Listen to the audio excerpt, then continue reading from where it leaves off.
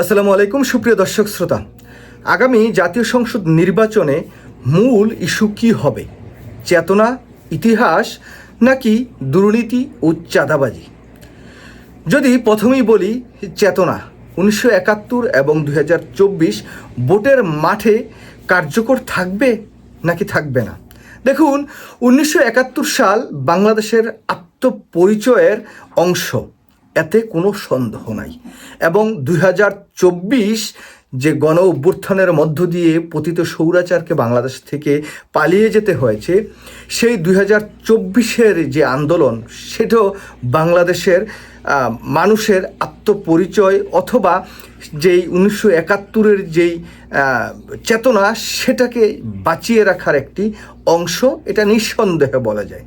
কিন্তু রাজনীতির এই কঠিন সত্য আছে বা বাস্তবতা, সেটা হচ্ছে কি, ভোটাররা ইতিহাসকে সম্মান করেন, কিন্তু ভোট দেওয়ার ক্ষেত্রে বর্তমান যে বাস্তবতা, সেই বাস্তবতা দেখেই কিন্তু ভোটটা দেন। যদি বাজারে নিত্যপণ্যের দাম অসহনীয় পর্যায়ে চলে যায়, যদি চাকরি না থাকে, তাহলে স্লোগান দিয়ে সে 1971 সালের মহান মুক্তিযুদ্ধ বলুন, 2024 সালের এই যে বিপ্লব বলুন, বা এই চেতনা দিয়ে রাজনীতি করাটা খুব কঠিন একটি বিষয় হয়ে দাঁড়িয়েছে। এই বর্তমান যে নির্বাচন, সেটাও তার কোনো ব্যতিক্রম নয়।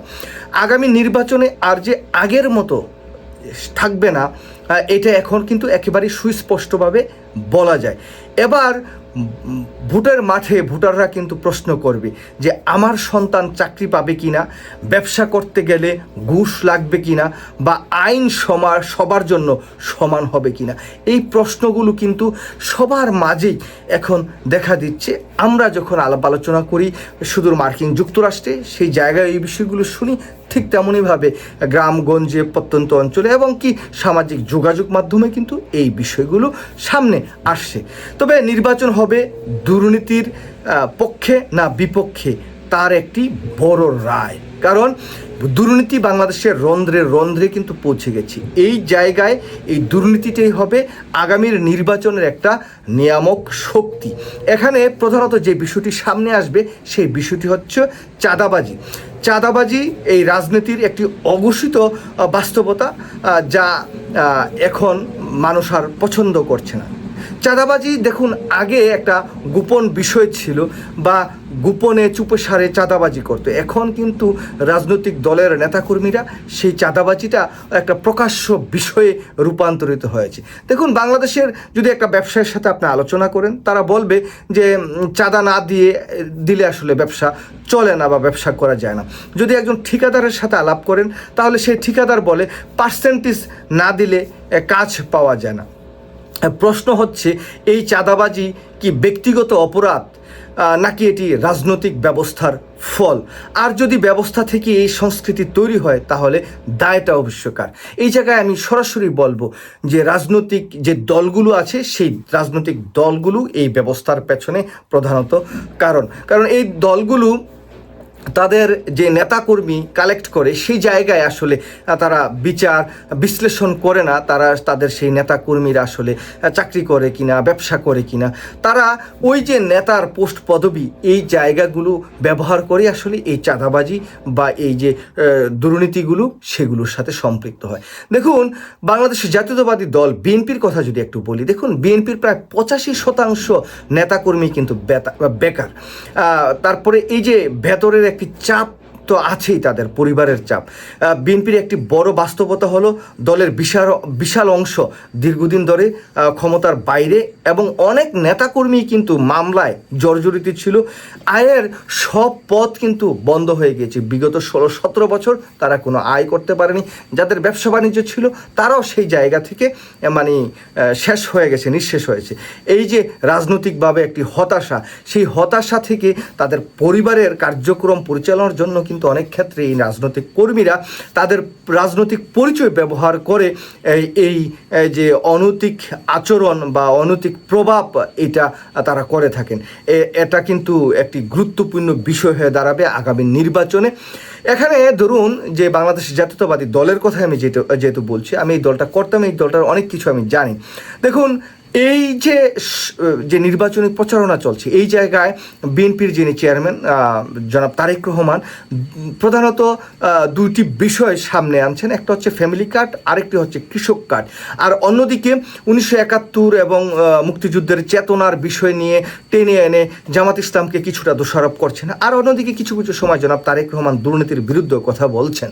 তবে এই 1971-এর যে চেতনা বা 1971-এর যুদ্ধাপরাধ, এই বিষয়গুলো যখন জনাব তারেক রহমান টেনে আনেন, সেই জায়গায় দেখুন এই 1991 সালে বিএনপি জামাত একসাথে মার্চ করে রাষ্ট্র ক্ষমতায় থাকা, বা 2001 সালে বিএনপি তো দুজন মন্ত্রী বানিয়েছিলেন জামাত ইসলাম। তো সেই বিষয়গুলোকে সামনে রেখে বা সেই বিষয়গুলোকে যদি ভুলে গিয়ে এখন এই নির্বাচনে সেই 1971 সালের চেতনাকে জনাব তারেক রহমান সামনে আনেন, তাহলে এটা খুব একটা কার্যকর হবে বলে আমি অন্ততপক্ষে ব্যক্তিগতভাবে মনে করি। আর অন্যদিকে দেখুন জামাত ইসলামের আমির ডক্টর শফিকুর রহমান সরাসরি দুর্নীতি এবং চাঁদাবাজির বিরুদ্ধে কিন্তু একটি কঠোর অবস্থান নিয়েছেন। সেই জায়গায় তিনি নারীদের বিষয়ে অনেক কথা বলছেন এবং আগামী দিনে বাংলাদেশে কীভাবে কর্মসংস্থান সৃষ্টি করা যায় সেই বিষয়গুলো বলছেন। তবে দুই দলের দুইজন প্রধান নেতাই কিন্তু যে বক্তব্যগুলো দিচ্ছেন একেবারেই মানে চমৎকার তারা বাক্য বিনিময় করছেন, সেই জায়গায় আমি সন্তুষ্ট হচ্ছি। কিন্তু জামাত ইসলামের আমির ডক্টর শফিকুর রহমান যেইভাবে চাঁদাবাজি এবং এই যে চাঁদাবাজি দুর্নীতির বিরুদ্ধে যে কথাগুলো বলছেন, এগুলো কিন্তু জনগণ ব্যাপকভাবে লুফে নিচ্ছে। সেই জায়গায় তার যে অবস্থান এবং তার সাথে সাথে জামাত ইসলামের আমির যে কথাগুলো বলছেন যে চাঁদাবাজি যারা করেন তাদেরকে আমরা হতাশ করব না, তাদের ভয় পাওয়ার কোনো কারণ নেই, আমরা রাষ্ট্র ক্ষমতায় গেলে আমরা তোমাদের হাতে কাজ তুলে দেব, চাকরি তুলে দেবো বা ব্যবসা তুলে দেবো, এটাও কিন্তু একটা ইতিবাচক বিষয়।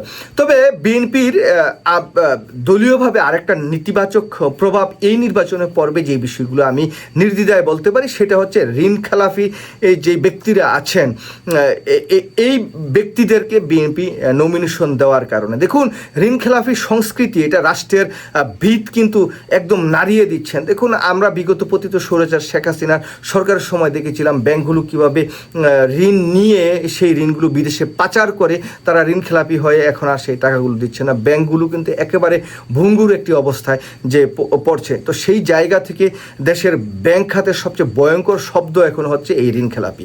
অথচ বাংলাদেশের জাতীয়তাবাদী দল বিএনপি ও অনেকগুলো ঋণ খেলাপিকে এই নির্বাচনে নমিনেশন দিয়েছে। তারা যদি এখন ব্যাংক খেলাপি হয়ে মানে এই ঋণগুলো না দেয়, তাহলে আগামী দিনে রাষ্ট্র ক্ষমতায় যাওয়ার পর তাদের এই ঋণ খেলাপি যেই মন্ত্রী এমপি হবেন তারা কি সেই ঋণগুলো দিবেন? আদৌ দিবেন না। সুতরাং এই বিষয়গুলো কিন্তু একটি বড় প্রভাব পড়বে আগামী দিনের নির্বাচনে। দেখুন হাজার হাজার কোটি টাকা ফেরত কিন্তু আসে না। বড় ঋণ খেলাপিরা প্রভাবশালী হয়, তারা আবার ছোট ঋণ খেলাপিদেরকে আমরা দেখি মনে করেন না 5,000, 20,000, 10,000 টাকা যে কৃষকরা নেয় তাদেরকে জেল খাটতে হয়। এই যে রাষ্ট্রের একটা বৈষম্য, এই জায়গায় মানুষ এবার কিন্তু একটা বড় সিদ্ধান্ত নেবে যে বড় ঋণ খেলাপিরা মন্ত্রী এমপি হবে, টাকা দিবে না, অথচ কৃষক জেলে যাবে। এই বিষয়টি আর বাংলাদেশের মানুষ কিন্তু বা এই বৈষম্যটি আর সে ঠিক সেভাবে মেনে নেবে না। সুতরাং এই জায়গাগুলোতেও কিন্তু বাংলাদেশের জাতীয়তাবাদী দল মানে আগামীর যে নির্বাচনে বা যেই রাষ্ট্র ক্ষমতায় যাওয়ার যে স্বপ্ন, এই জায়গায় বড় একটি বাধা বা একটা বড় প্রতিবন্ধকতা তৈরি হবে। সুতরাং এই জায়গায় বলতেই পারি যে আগামী নির্বাচনের মূল ইস্যুই হবে এই চেতনাও না, ইতিহাসও না, সেই জায়গায় হবে দুর্নীতি এবং চাঁদাবাজি। দেখুন এই জায়গায় আরও বেশ কয়েকটি বিষয় যদি আমি আনি, সেই জায়গায় হচ্ছে আন্তর্জাতিক সমীকরণ।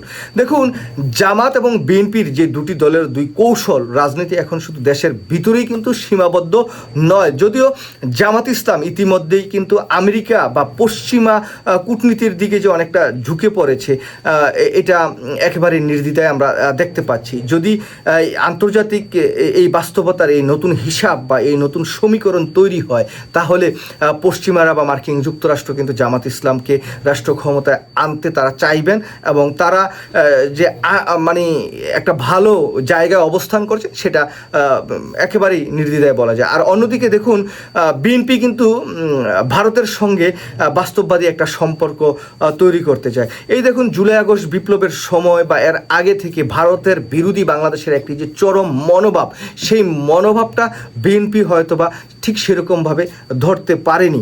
তো সেই জায়গায় যদি বলি যে দক্ষিণ এশিয়ার রাজনীতিতে হয়তো বিএনপি যদি ভারতের পক্ষ হয়, তাহলে একটা নতুন সমীকরণ তৈরি হবে। কিন্তু দলীয়ভাবে রাজনীতিতে বিজয়ী হয়ে বা এই নির্বাচনে বিজয়ী হয়ে রাষ্ট্র ক্ষমতায় আসাটা বিএনপির জন্য বড় একটি বাধা তৈরি করবে এই ভারত বিএনপির সম্পর্কটা।